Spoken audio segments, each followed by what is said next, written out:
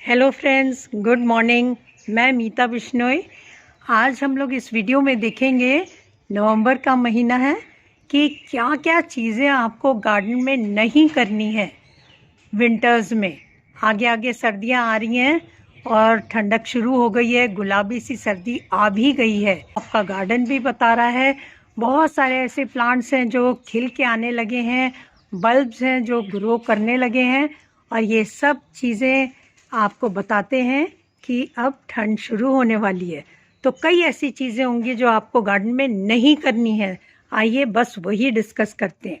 सबसे पहले हम लोग देखते हैं कि कुछ प्लांट्स को आपको यहाँ नहीं छोड़ना है जहाँ अभी हैं, क्योंकि जो ये जगह आपने चूज़ की है ये समर्स के लिए थी, थोड़ी वार्मर डेज के लिए थी। तो आइए देखते हैं कौन से ऐसे प्लांट्स हैं जो आपको अभी सर्दियों से पहले यहाँ से हटाने हैं, बचाने हैं ठंड से।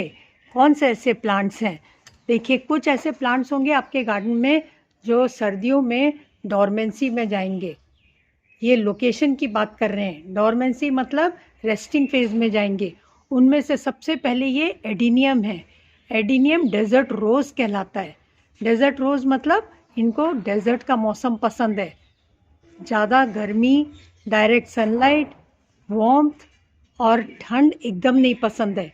जब विंटर्स आएंगी तो ये सारी लीव्स झड़ जाएंगी, प्लांट बेयर हो जाएगा और बहुत जल्दी इसका कॉर्डेक्स भी कई बार ख़राब हो जाता है, गल जाता है और प्लांट गल जाता है। तो इसकी लोकेशन बदलनी पड़ेगी आपको, थोड़ी सी शेड में, जहाँ पर इसको फ्रॉस्ट और ठंडी हवाएं ना पड़ें इस पर। तो ये वाला प्लांट हो जाएगा। कुछ पिडिलैंथस है, ये अपनी लीव्स अभी गुलाबी होने लगी है, धीरे धीरे करके झड़ जाएंगी। इनको आप थोड़ा सा प्रोटेक्शन में रख सकते हैं। इसके अलावा और भी बहुत सारे प्लांट्स हैं जो आपके गार्डन से अभी अंदर चले जाएंगे, क्योंकि इनकी लीव सारी ख़त्म हो जाएंगी। उनमें से एक है ये कैम्फेरिया, या इसको पीकॉक जिंजर प्लांट कहते हैं। इसमें सारी लीव्स झड़ जाएंगी, पीली होने लगी हैं, अब धीरे धीरे करके ख़त्म होनी शुरू हो जाएंगी। तब आप इनको प्रोटेक्शन वाले एरिया में रख देंगे। लेपर्ड लिली है, देखिए बहुत अच्छी सी खिल रही थी, अब ये सब ख़त्म हो गई हैं और बच जाएगा। ऐसे नीचे के एकदम स्टम्प्स बच जाएंगे और लीव सारी झड़ जाएंगी। तब आप इनको थोड़ा शेड में रख देंगे। तो लोकेशन की बात हो गई कि लोकेशन में आपको रीलोकेट करना है कई चीज़, सबसे पहला पॉइंट है। अब दूसरा पॉइंट है, आपको कुछ प्लांट्स को पानी देने का शेड्यूल बदलना पड़ेगा। गर्मियों के मौसम में शाम के टाइम भी पानी डाल देते थे, अब आपको कुछ चेंज करके आपको पानी का शेड्यूल एकदम उलट करना पड़ेगा।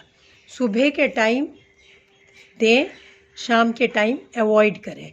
सुबह देने से क्या होगा कि इसको बहुत सारा वक्त मिलेगा प्लांट्स को। जब ये थोड़े से धूप और हवा चलेगी तो थोड़ा सा पानी सूख जाएगा। नहीं तो क्या होता है, विंटर्स में इवेपोरेशन स्लो हो जाता है, ठंड का मौसम होता है, पानी की रिक्वायरमेंट प्लांट की कम हो जाती है और पानी की वजह से बहुत सारे प्लांट्स आपके गल जाते हैं। ओवर मॉइस्चर की वजह से बहुत सारे प्लांट्स में फंगल अटैक होती है। तो ये अवॉइड करने के लिए आपको टच टू ड्राई, जब तक पानी की ज़रूरत नहीं है नहीं देना, और जब दें तब इसको सुबह के समय दें। और जो आप रोज़ रोज़ पत्ते धोते थे, क्लीन करते थे, उनको भी थोड़ा सा कम कर दें।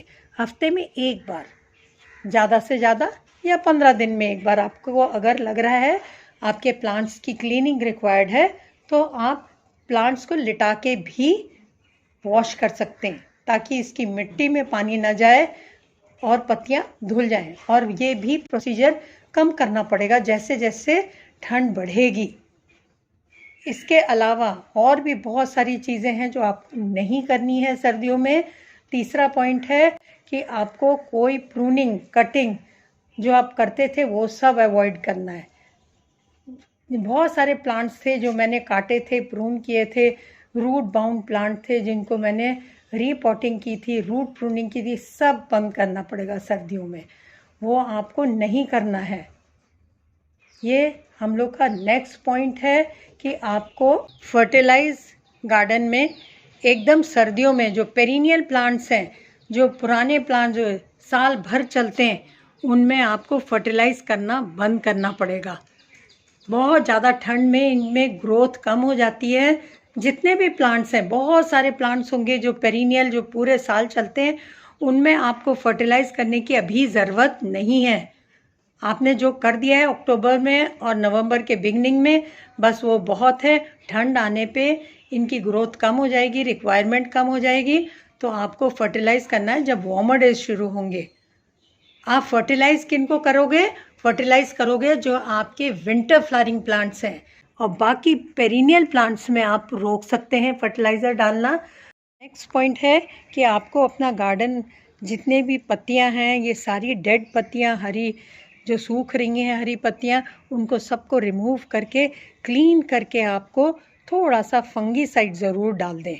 फंगीसाइड डालने से फंगल अटैक होता है मॉइस्चर की वजह से, और वो होता है क्योंकि आपके इलाके में अब ठंड आ गई है, इवेपोरेशन स्लो है, पत्तियों में जो पानी डाल रहे हैं वो बहुत जल्दी सूख नहीं रहा, और जैसे ही जड़ में बहुत ज़्यादा पानी रहता है, लगातार मॉइस्चर बना रहता है, रूट्स ब्रीथ नहीं कर पाती, एनारोबिक एक्टिविटी होती है बहुत सारे ऐसे पैथोजेंस की, और आपके फंगल अटैक से रूट सारी गल जाएंगी और प्लांट सारे ख़त्म हो जाएंगे। तो इसीलिए आपको थोड़ा सा फंगीसाइड अगर डालते रहें तो बहुत अच्छा है, और क्लीन रखें अपने गार्डन को एकदम, ताकि कोई भी इन्फेस्टेशन से आप बच जाएं। आप अपने पेरिनियल प्लांट्स जो होते हैं पूरे साल चलने वाले, उनको बचाने के लिए थोड़ा मल्च भी कर सकते हैं, और मिट्टी बेयर ना रखें, मतलब ऐसे एक्सपोज ना रखें ठंड के लिए। तो क्या होगा, आपके बहुत सारे प्लांट्स में जो डायरेक्ट फ्रॉस्ट है, ठंड है, वो रूट्स को ख़राब कर सकती है। आप इनको मल्च कर सकते हैं। मल्च करने के लिए क्या यूज़ कर सकते हैं? सूखी लीव्स यूज़ कर सकते हैं, और सूखे पत्ते जिनको कहते हैं, और उसके अलावा स्टोन्स, ताकि ठंड पड़े तो डायरेक्ट मिट्टी में ना पड़े। तो ऐसा होगा जो फ्रॉस्ट है, जो सुबह का पाला पड़ता है, वो आपके जो पेरिनियल प्लांट्स के गमले हैं उनके मिट्टी पे डायरेक्ट ना पड़े, और थोड़ी वार्मथ बनी रहे गमले में। इसके लिए आप इसको बेयर ना छोड़ो। तो ये कॉमन मिस्टेक्स हैं जो विंटर्स में आप अवॉइड करेंगे तो आपके प्लांट्स बहुत सारे बच जाएंगे। ये सब जो मैंने गलतियां बताई हैं, ये सब गलतियां ना करें, बचें इनसे, तो आपके भी गार्डन में बहुत अच्छी प्लांट्स की ग्रोथ होती रहेगी। जो प्लांट्स डोरमेंसी में हैं वो बचे रहेंगे, और आपके जो पेरिनियल प्लांट्स हैं वो ये केयर करने से, ये मिस्टेक से बचने से बने रहेंगे, और कोई प्लांट आपका सर्दियों में ख़राब नहीं होगा। Thanks for watching.